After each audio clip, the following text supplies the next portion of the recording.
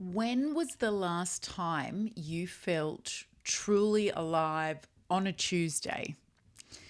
Not on a holiday, not at someone's wedding or some other engagement that's been organised that means that you get to play hooky from work or from parenting. Just a regular old Tuesday. Have a think about it. When was the last time you truly felt alive? And you can interchange Tuesday for any other day of the week. Just tell me in the comments, when was the last time you remember feeling truly alive on that day? I used to have a list in my head of all the things I would do on a weekday, let's call it a Tuesday, when things calm down. Now, I know if you're a woman and a woman in business that you know exactly what I'm talking about. I had a list of things that I was going to do when things calm down. I was going to get to the gym. I was going to go and have a coffee after that. I was going to eat proper meals because I was going to do meal prep and batching. I was going to have a massage, get my nails done.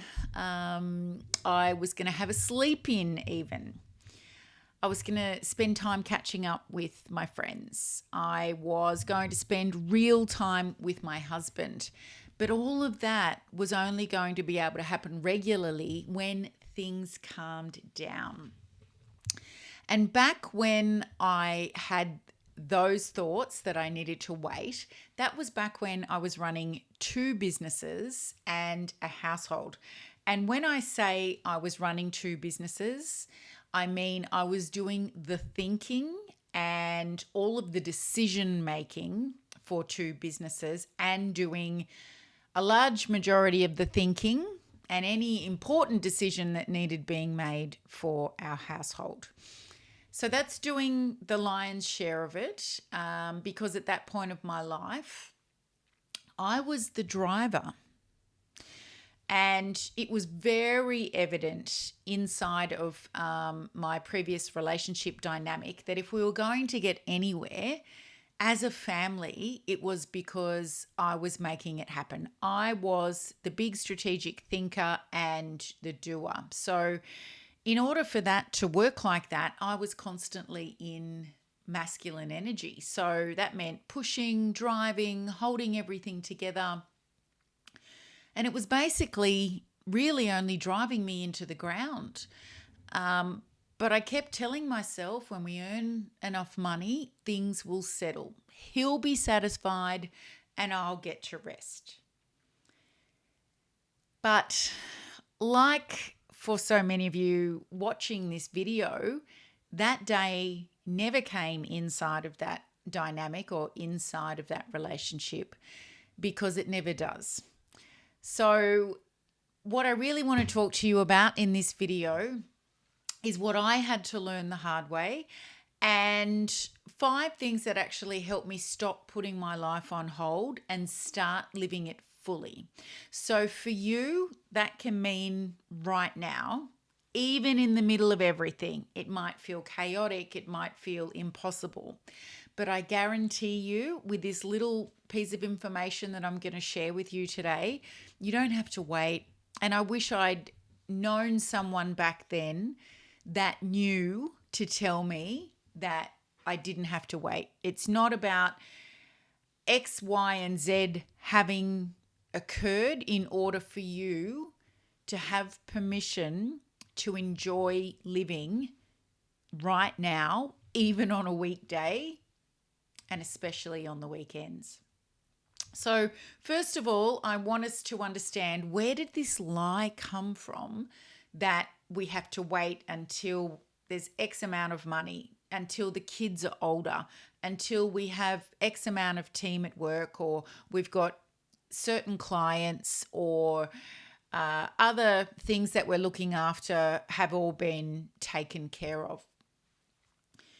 Here's something that I want you to understand first. You didn't make up the idea that hard equals virtue. It was handed to you. just like it was handed to me. It's a cultural thing.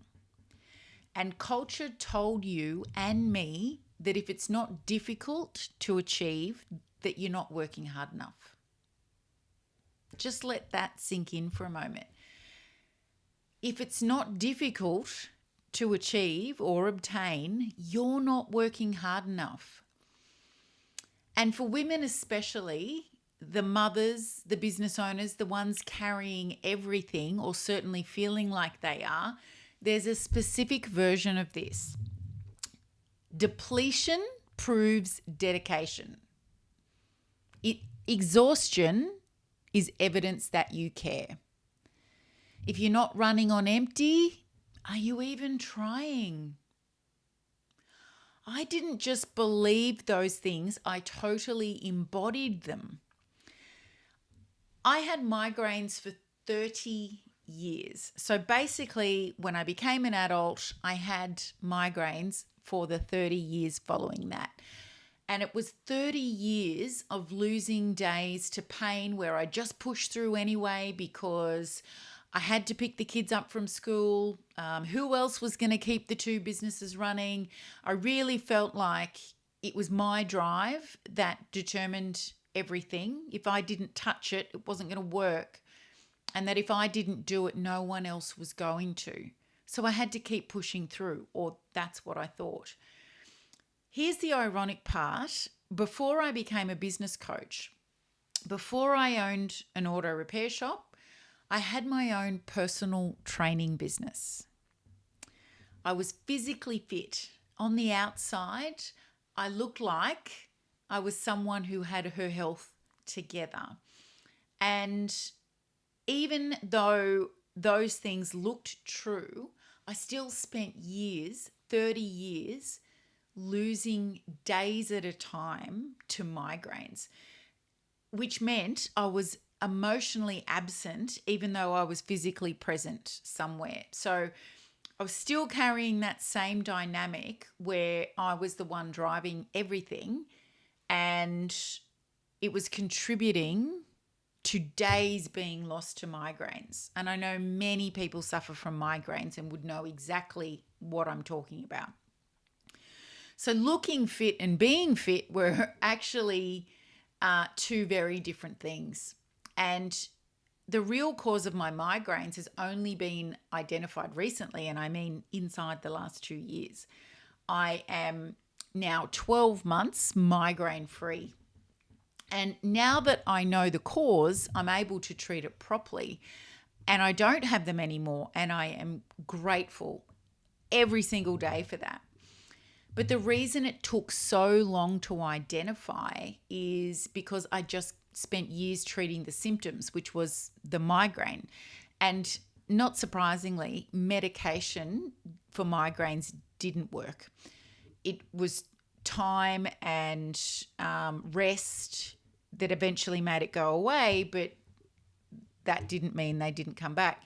And the reason that I was only able to treat the symptom is because I was too busy to slow down and let things go quiet enough to actually hear what my body was telling me. And I'm going to guess for any of you, you amazing women in business who are also running a household, with or without a relationship in that as well, that there would be things that you just don't feel you can slow down long enough for to hear the real things your body is trying to tell you. Now, I'm 49 and I can tell you that I've spent the majority of the decade between 40 and 50 getting things fixed up and corrected with my body. I've had the pelvic floor surgery. I've had surgery on things that I left years before going to the doctor to get corrected. I don't recommend it. If there's things niggling at you like, oh, yep, but I don't have time to go and have a doctor's appointment for myself, highly recommend that you just get online right now and book yourself an appointment with your doctor and get those things seen to while they're still minor, and close down those open loops in your brain. It's a lie that you're so busy that you can't slow down. It's hard, yes, but you've got to start weighing up at some point what you'd prefer. And we're here in this video talking about how we get to live our life today, not when. And tending to yourself and those little niggly things that you know you should really be getting checked out, that is not putting things off until X, Y, and Z are done. So let's not give in to that lie. Building something real is hard, but the suffering for it isn't what makes it meaningful. And telling yourself that you're too busy when you've got the business building to do and the running of your household to do and being present for your family relationships to do, saying that you're too busy doing all of that and not being able to dedicate any time at all to yourself, that's suffering. If you're busy treating symptoms like I used to do, and you're so busy doing that you can't slow down to hear what your body is actually saying and trying to tell you is really going on, and not just in your body, but in your life and your relationships as well, you will stay in that loop for a very long time, like I did for 30 years, until your body actually prevents you from going any further and something serious happens. So we don't want that. Instead, just take a moment to pause here and think about, where did you learn that your life was supposed to feel the way it does for you right now? Was it your parents or your childhood home? Was it inside the culture that you grew up in? Different ethnicities have different slants on their culture that can make us think this is normal for a woman. Was it a partner that made you believe that your comfort was a luxury and not a right? Just name it. Name what it is that led you to believe this lie, because you can't put something down until you've actually picked it up again and looked at it. And you can do that picking up and looking at it once you've named it. So it's really important. The second thing that I want you to be able to do after you've identified where you learnt the lie is, I want you to think about your when or then list. So think about your list, the invisible one that you carry around on a constant loop, all the things you're going to do or feel or be once you get to the other side of this. The business building, the children being older, whatever it is. My list had the gym, proper meals, massage, getting my nails done, seeing my friends, having a sleep in on the weekends, actually being present with my husband, not physically just in the same room, but present. Here's what happened when I started living as though life comes first and work comes second. And this is really important. So please be distraction free here. My health and my physical well-being are the best they have ever been. So better than when I was a personal trainer, better than at any point in my adult life. And it's because when I finally slowed down enough to let my body have its own voice, I was able to hear what it had been trying to tell me for years. So I didn't just have migraines, I had a condition that contributed to high blood pressure, which was causing migraines. But I would not have been able to discover that if I'd kept going at the pace that I was and putting my personal care at the bottom of the pile. So the gym didn't happen when things calmed down. The meals didn't get better when things calmed down. My health didn't get better when things calmed down. I had to calm everything down for all of that to happen. So it came as a result of me making me a priority, and it improved when I made a decision that my needs weren't optional extras. They were non-negotiables. And we can make it all the way into adulthood and into midlife by thinking that as women, our needs are negotiable.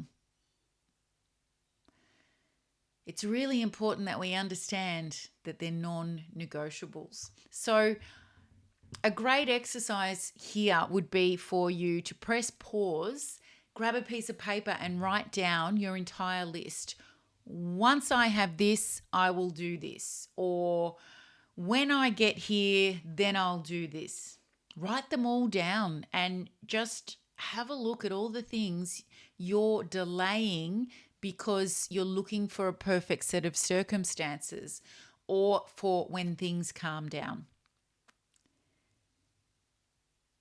Get it all out of your head. Look at all of them.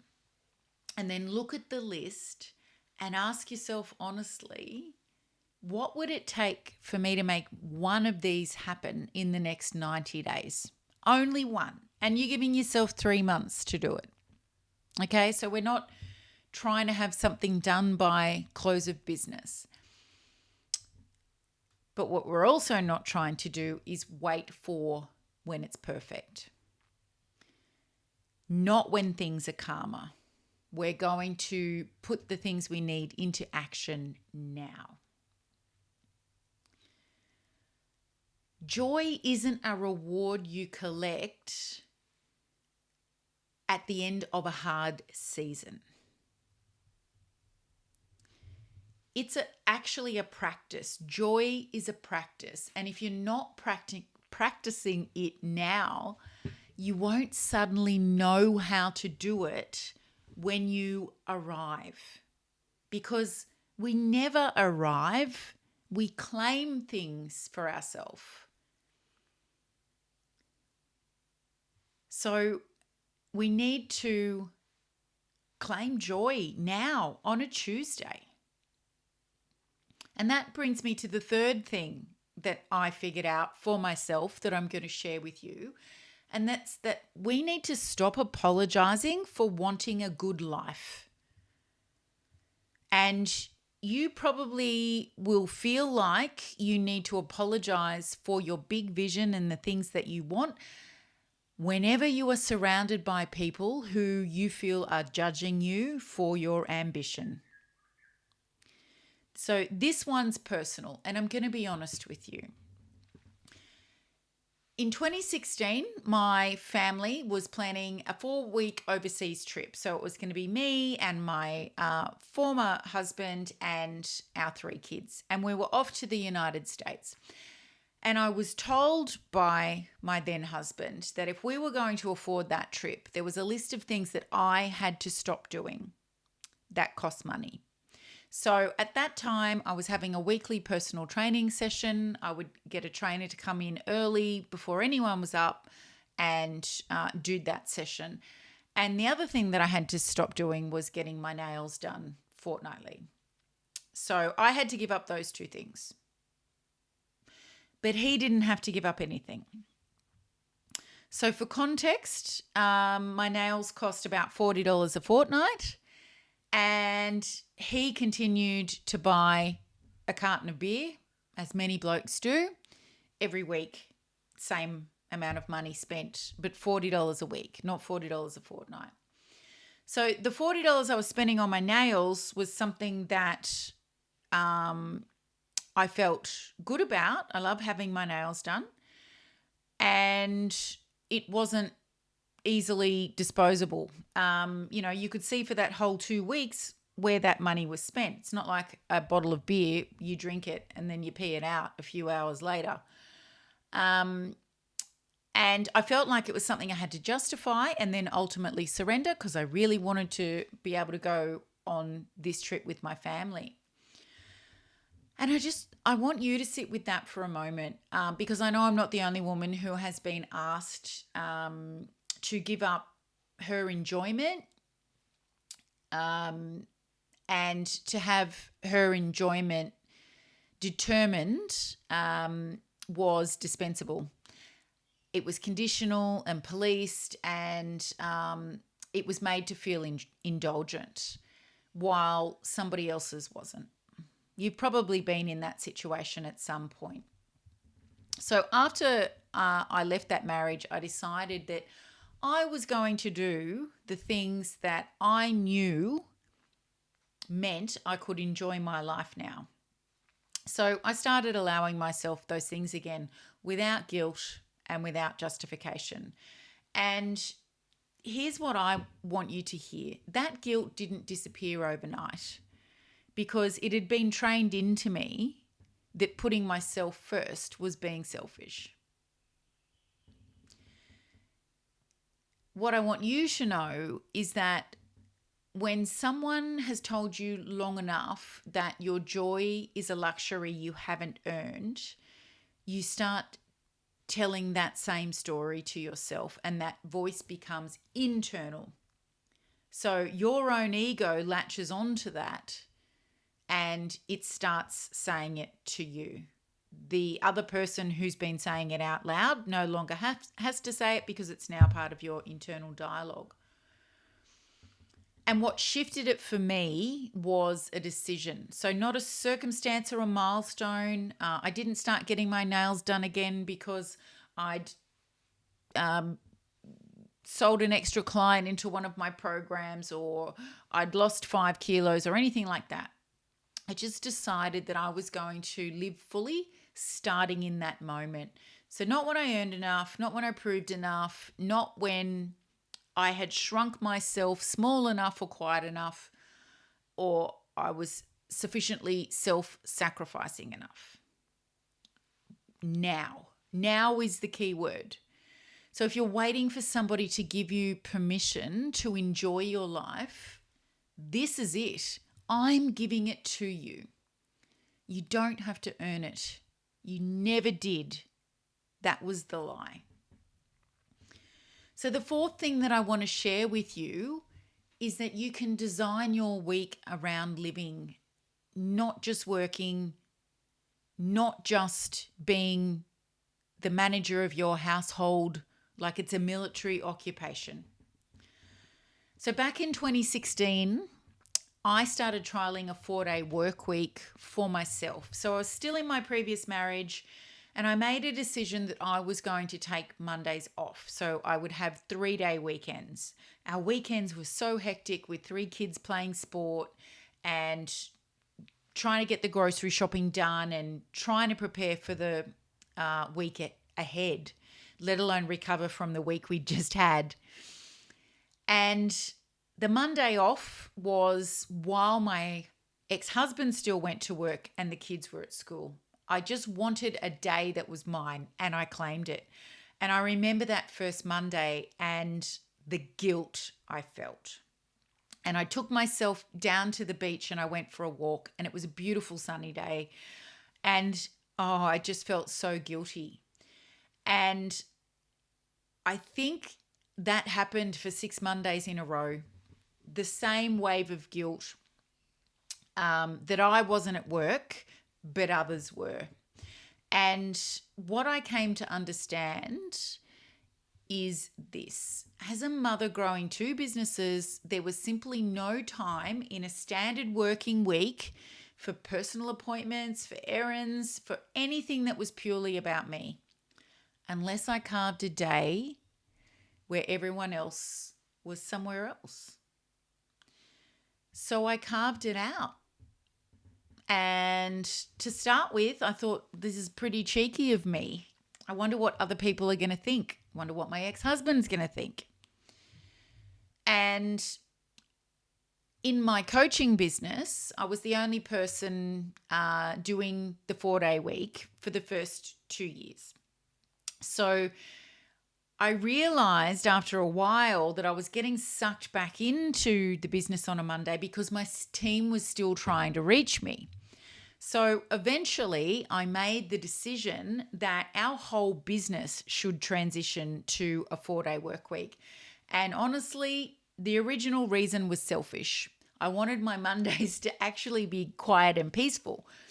But watching our team members embrace the 3rd day off, watching them become fully the envy of their friends who still work 5 days because they embraced the 3rd day.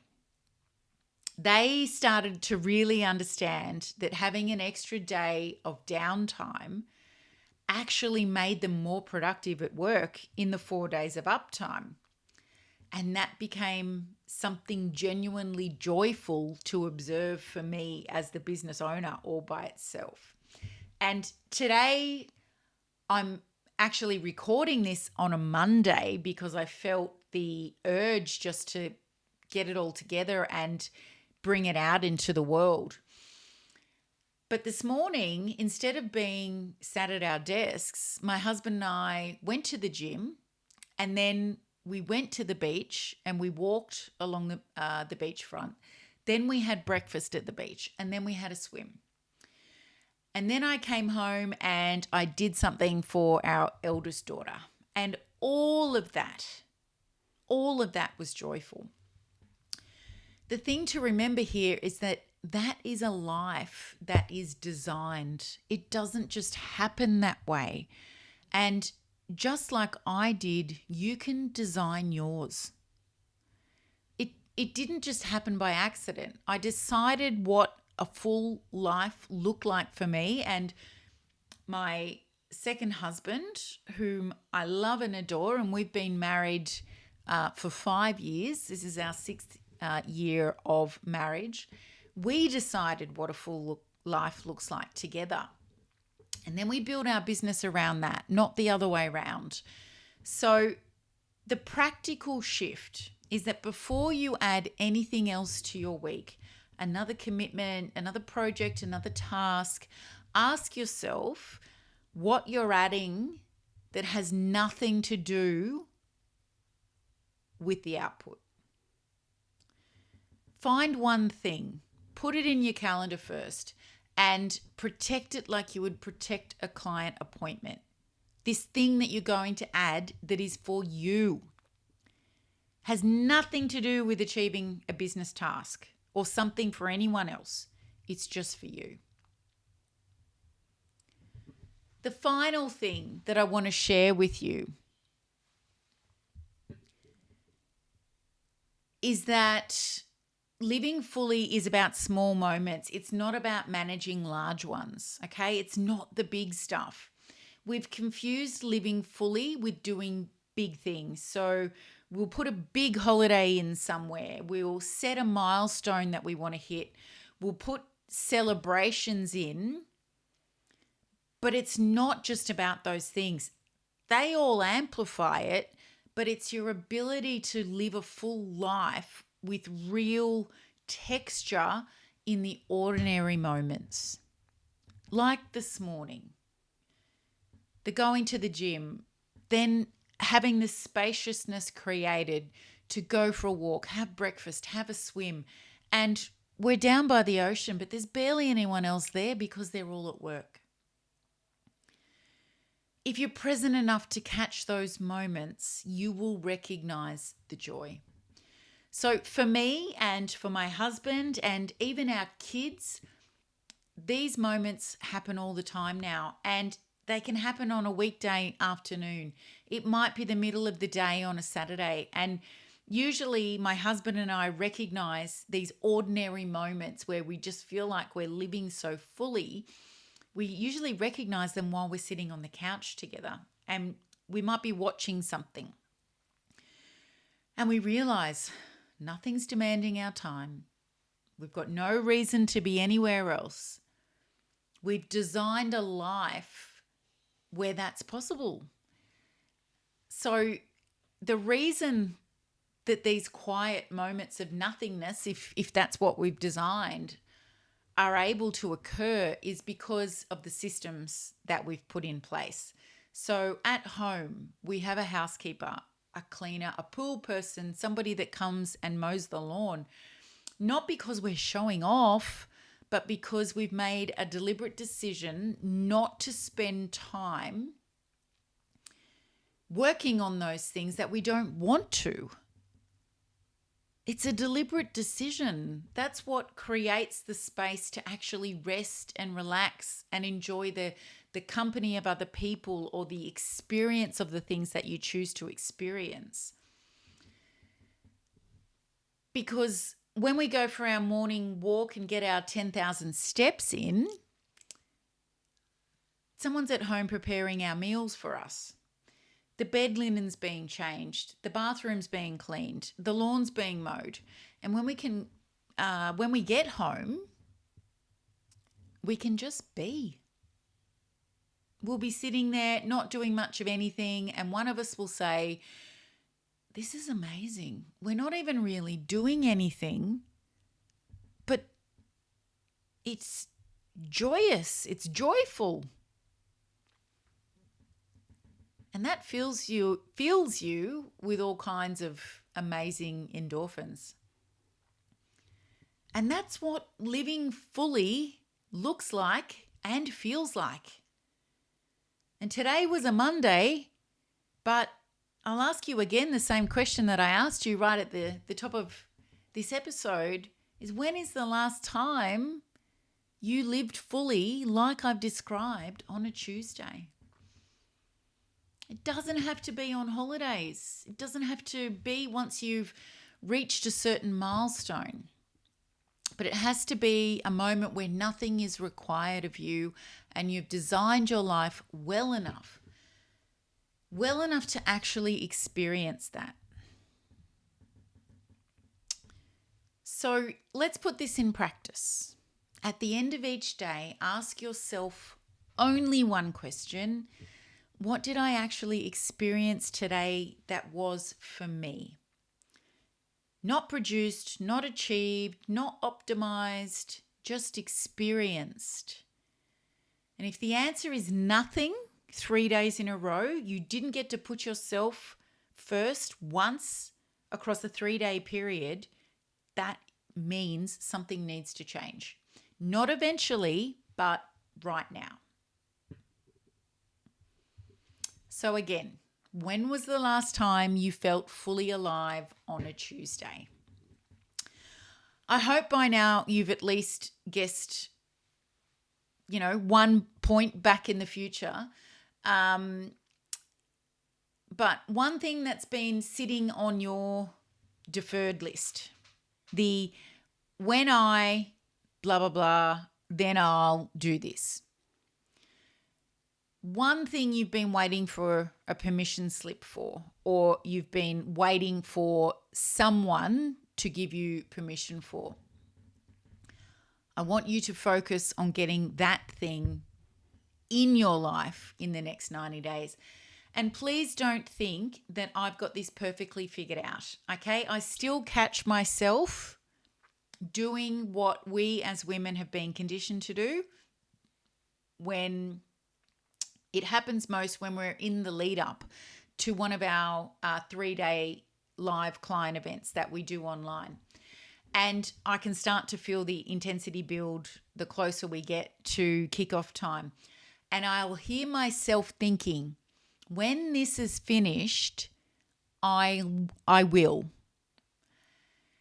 And it's wherever I recognize we're about to deliver something with a significant milestone for our clients, or I feel like I'm on a deadline for something. But here's what's different now when I realize that's where my mind has gone. Even in those weeks, we still have our slow mornings. So we might have a big 3 days of client delivery, but we've still got our moments built into those 3 days. So my husband and I will still walk to the gym. We'll still have breakfast together. The event doesn't start until after we've done those things. So our meals are prepared for us during event days so that when we take our breaks, they're just for eating and connecting with each other, not for scrambling to get food on a plate. And at the end of every event, we plan something for ourselves. So a few nights away or a beautiful dinner, not because we've just survived it, but because having clients to show up for these things is actually a privilege in itself worth celebrating. So that's what living fully in the middle of building something looks like. It's not perfect and it's not easy, but it's a practice that I have chosen every single day. Finding joy, living fully. And I absolutely want that for you too. So if this landed for you and you're still here with me, drop a comment below and tell me which of the 5 things that I shared with you that you need to do hit the hardest. And I'll read all of your comments.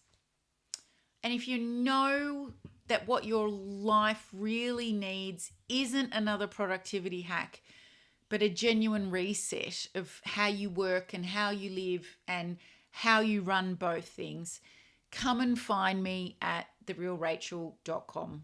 There's something there for you.